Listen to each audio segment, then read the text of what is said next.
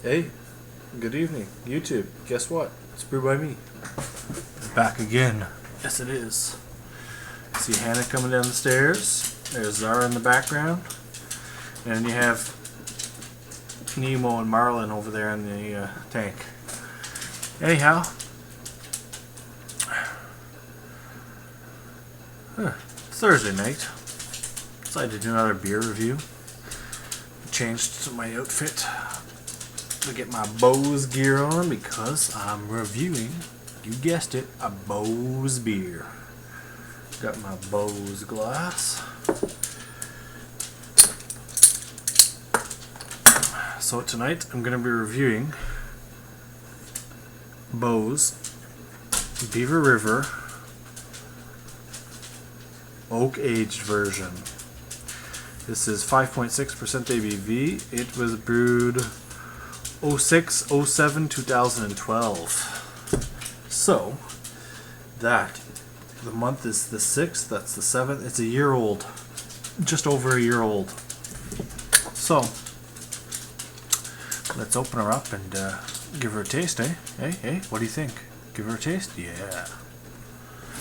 You know, standard cap. I went down to the beer fridge and there wasn't much really in there to review. I had 2 growlers in there, and I have a Trois Mois in there, and I had the Oak Aged Beaver River and the regular Beaver River, and that was it. That was all that's left in the fridge, and then I can reload it with new beers, get them cold and review them. Anyhow, got a little story to tell you guys. Yeah, for real. Got a little worried. Somebody on my forum, my homebrew forum, said, "Oh, my wife was talking to such and such, and Beaus was sold." Oh no, Beaus was sold to who? Molson? Nah, Beaus won't let that happen. Let's be honest here. Anyhow, so yeah, got a little worried, with that little rumor going on, but no. Beaus did not sell. Beaus will not sell. Beaus likes doing what they're doing. So, just to clear the field, Beaus is remaining. Beaus Craft Brewery, and they ain't selling to nobody.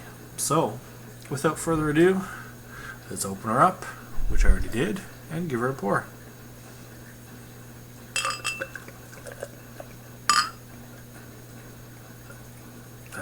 Fudgicle sticks. Got so much darn head.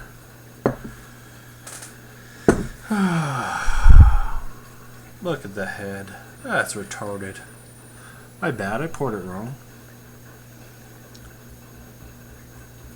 It'll take a few minutes and it'll clear up. That's alright. Let's give it a smell from the bottle, see what we get.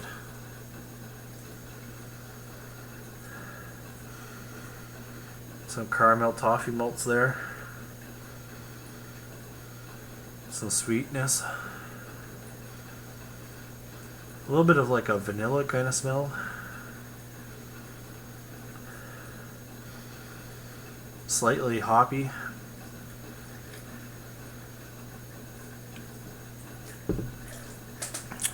And yeah, I don't know. Like, man, this sucks. Look at that. Most of the beer is bubbles. Bubbles! No bubbles! Anyways, let's see if I can smell anything out of this head. Nope, I can't.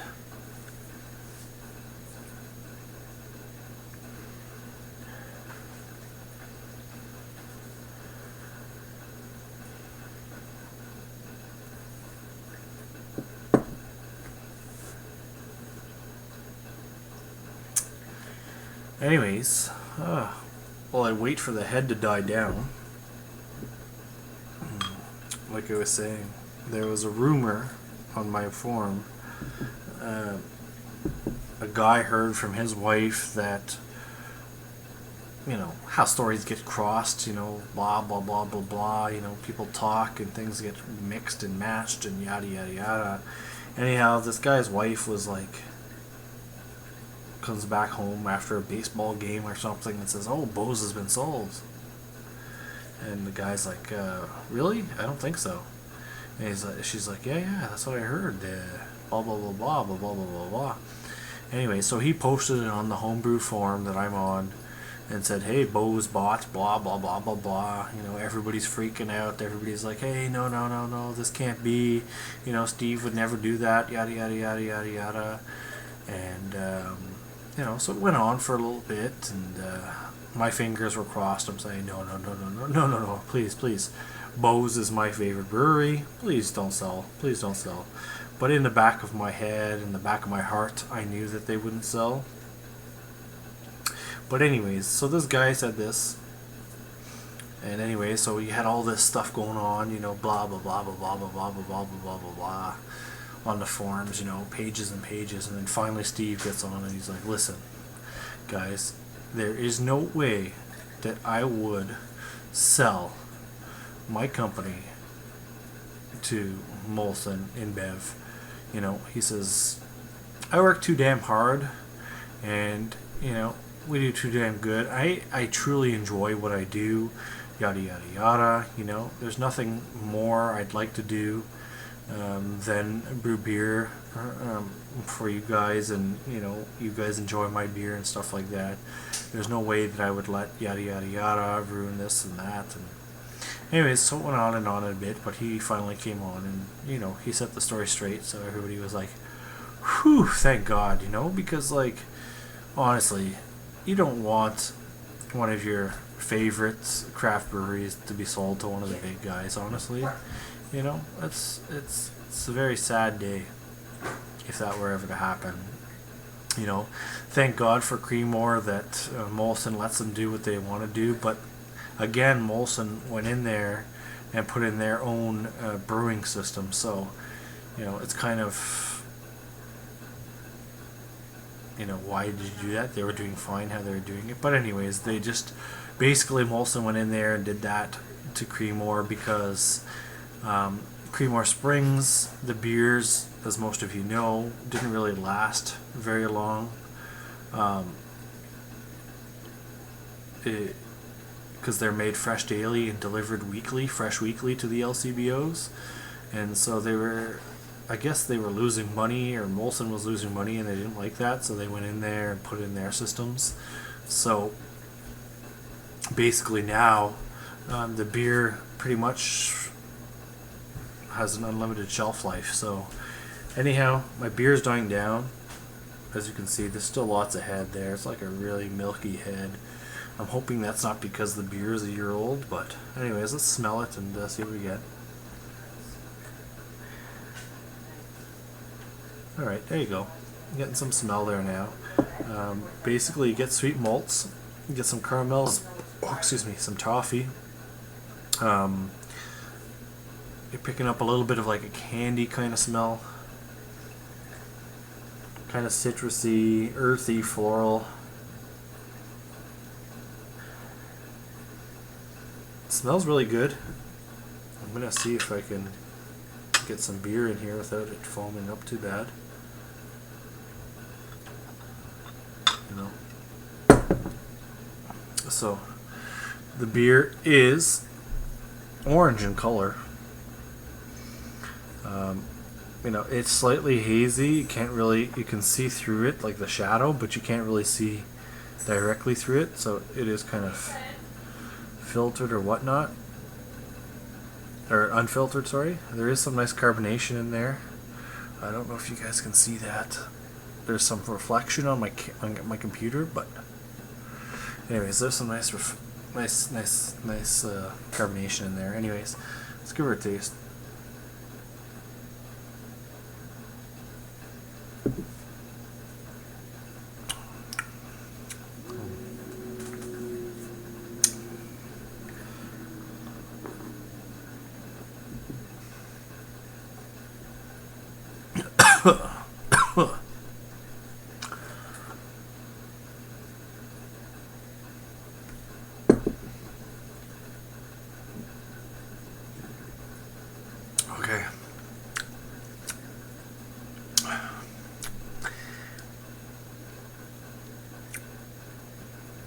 light to medium body, light to medium carbonation.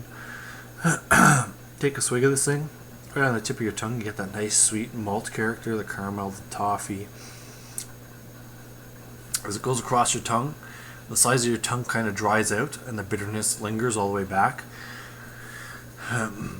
As the bitterness is lingering all the way back, you are picking up a slight bit of like a woody, oaky kind of character.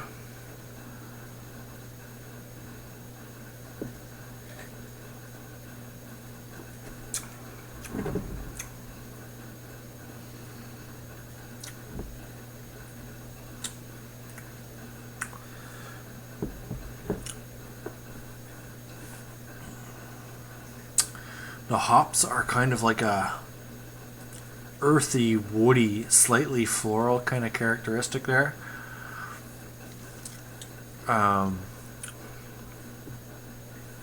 It tastes fairly similar to the original Beaver River, except modified slightly because you're getting the barrel characteristics.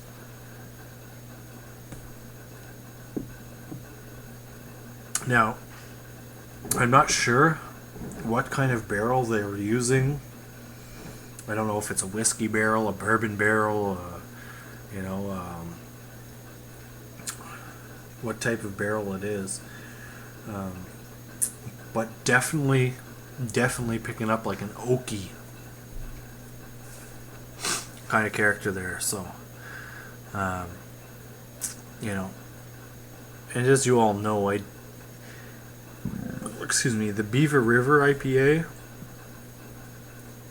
it's okay. It's not one of my favorite IPAs, and it's not that it's bad. It's just I'm used to very citrusy, tropical fruit kind of flavors in my IPAs, whereas Beaus, like I said before and many times, they use different hops. Like they never really ever use the regular Cascade, Chinook, Centennial. They never use those type of hops. They always use like organic European style hops like Perle and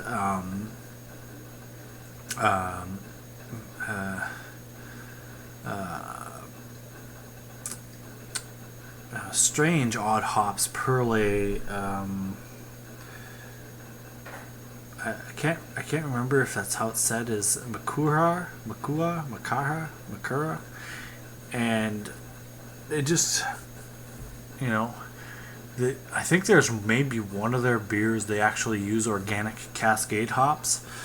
I can't remember exactly off the top of my head which one that is, but for the most part, it's mostly organic European German style hops that Beaus uses, and so in all regards, this is more like an English or European style IPA opposed to an American style IPA. Whether it's East Coast or West Coast, it's more of the British style or European style IPA, Like, yes, there's hops there, yes, there's malt there, but not bang in your face like a West Coast IPA would be, or an East Coast IPA. The hops are there, yes. The malt is there, yes, but it's not overpowering. Like I said, it's more along the English style or European style IPAs, and they probably use like a European style yeast as well. Excuse me. But other than that, all things aside, it is a very good Belgian, European, English style IPA, however you want to say it. The malt is there, the hops are there, the barrel aging is there, obviously, because you're picking up the oaky kind of woody flavor there in the taste, but you're also picking up the original characteristics of the beer. So they did an okay job with this, and like I said before, it's not one of my favorite IPAs, but it's a good beer. I'd buy it again, I'd drink it again. No, there's nothing wrong with it. There's nothing great about it. It's just there. On the other hand, their Screaming Beaver IPA, which I love, is very good. So, anyways, finally it's died down. Lots of lacing on the glass, as you can see. Nice. Still, there's one finger ahead. It's still orange in color. You know, malt profile. I'm gonna say. Excuse me. I'm gonna say there's some two-row in there, some caramel crystal malts in there, maybe some Cararoma, Carafoam, Carapils, something like that in there, and hop profile. I'm gonna say there's Perle and Merker, or Perle, Merker, and Malik, maybe hops in there. Obviously, I can go to their website and look it up if I really wanted to, but I'm not going to do that. So that's just my opinion on the malt profile and the hop profile. I think that's in there. I'm not saying it's right. I'm not saying it's wrong. It's just those characteristics anyways. Other than that, if you guys can find this beer, I don't know how often they brew the barrel-aged version of the Beaver River. Go out and get it. It's I don't think it's out anymore. I think it's already passed. I think it goes. They bring out the Bog Water, then they bring out the Beaver River, then they bring out the Festival, then they bring out the Marzen, and then I can't remember what they bring out after that.